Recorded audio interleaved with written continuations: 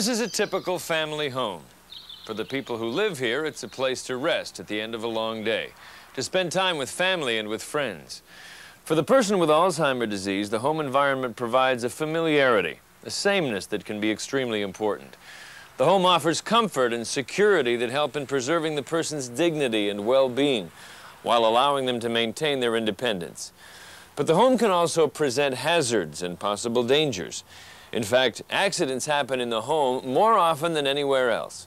For those with Alzheimer disease, the effects of the disease, memory loss, confusion, and emotional reactions can lead them to try to do things that risk injury to themselves or to others. In this module, we'll take a look at some suggestions for making the home a safer, more comfortable environment for the person you're caring for. Not all will be suitable in every case. You have to keep in mind the abilities and limitations of your client and remember how important familiar surroundings can be to the person with Alzheimer disease. And of course, always talk to the person's primary caregiver about your suggestions and agree upon the changes before you alter anything in the home.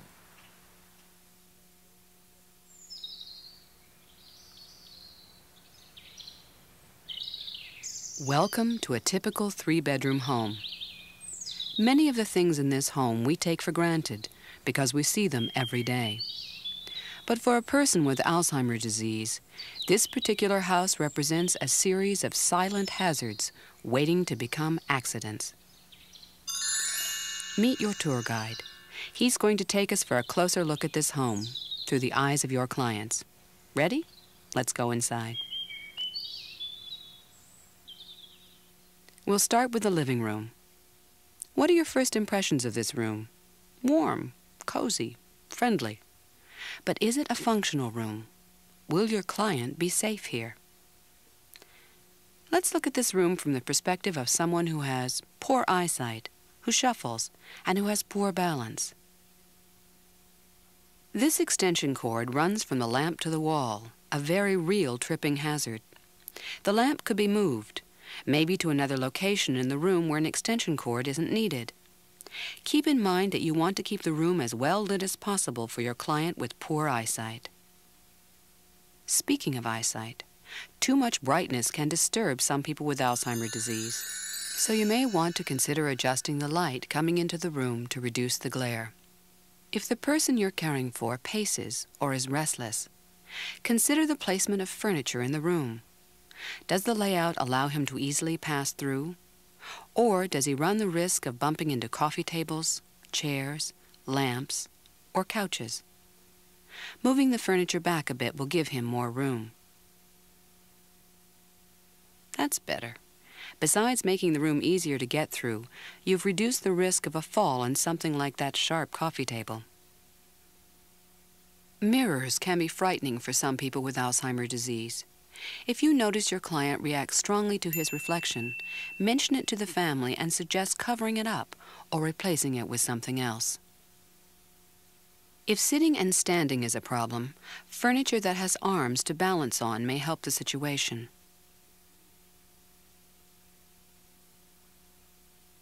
What else?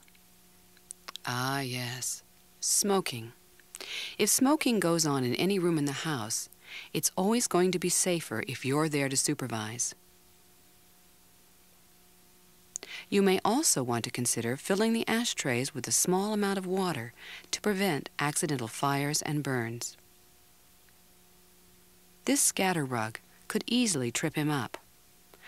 But before it's removed, consider what's underneath.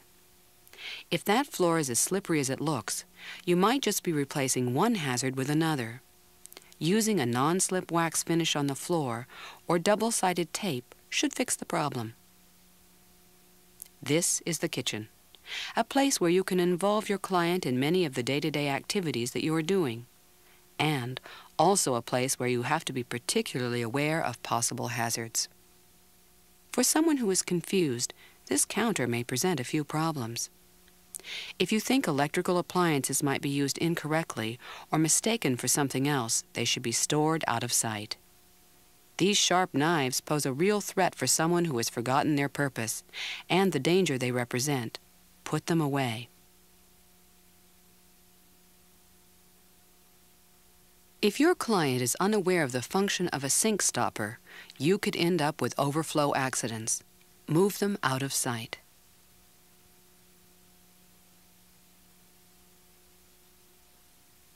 If you think a cleaner or chemical might be mistaken for a can of pop or a box of cereal, lock them away out of reach. Remember, there is no right or wrong. Each person you care for is different. Your counter might look like this or this, and still be safe. It all depends on your client's abilities. The stove is another area where burns, scalds, and fires are an all too real hazard. If you have a client who is unable to use the stove properly and you have to leave the room, remove the knobs on the stove as a safety precaution. And finally, consider using a kettle that has an automatic shutoff or whistle to remind both of you that the water has boiled. For such a small space, bathrooms are one of the most common places for accidents to occur in the home. When looking at this space, let's consider the needs of the person who has difficulty distinguishing one object from another and has difficulty with balance. Let's start by looking for anything in the bathroom that could be mistaken for something else. Like this wastepaper basket. It could very easily be mistaken for a toilet. In cases where you think the person may mistake medication for something else and swallow it, lock it away. At the same time, take a look around the bathroom for anything else that could be accidentally swallowed, like shampoo, and consider removing any other hazards.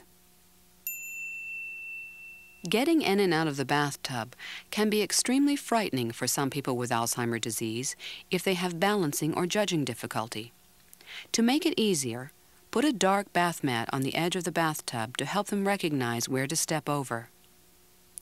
Non-skid mats inside the bathtub are always a good idea in helping to prevent slips and falls. Talk to the family about installing hand grips on the bathtub.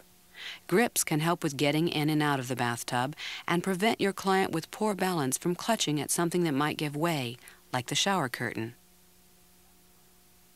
Some clients may have difficulty distinguishing between the hot and the cold tap, a mistake that can lead to a serious burn. Labeling the hot and cold water taps clearly with letters or colors can be helpful for the person who is still able to understand their meaning. And don't forget, to protect everyone's safety, wipe up any puddles of water on the floor that might cause a slip and a fall. Finally, if you are concerned that the person you're caring for might lock himself in the bathroom accidentally, suggest to the family that they consider removing the locks from the bathroom door so no one gets locked inside by accident.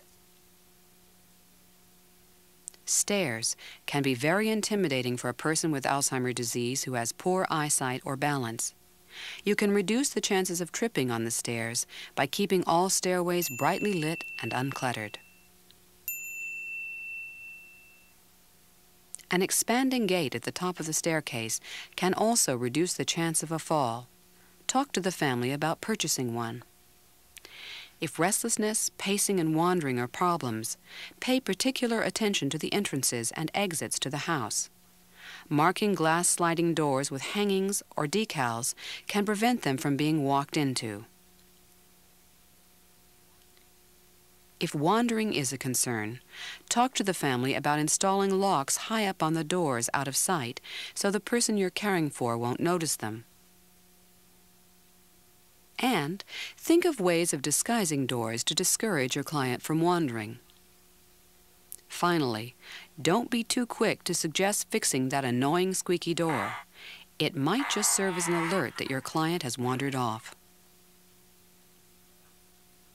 Even outside the house, there are a few things that can be done to protect the safety of the person with Alzheimer disease. Once again, if wandering is a problem, never leave your client unsupervised, or always make sure they are in an enclosed place outside. If you're concerned about tools, power equipment, and chemicals being used, keep the door to the garden shed or garage closed and locked if possible. Use your imagination when looking at the home. Take into consideration the abilities and restrictions of your client and their need for dignity. Do everything you can to keep the person you're caring for and yourself safe and comfortable.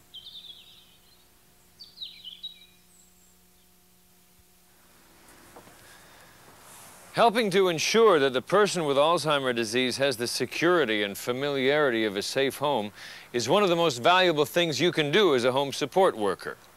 Each person you work with is different, so keep in mind their particular limitations and abilities before suggesting any changes. Work with your client's family to make the changes that are necessary and practical, keeping in mind that some may involve additional costs. Do everything you can to ensure your client's well-being and dignity are being protected, and know that you're providing the best and safest possible care for your client.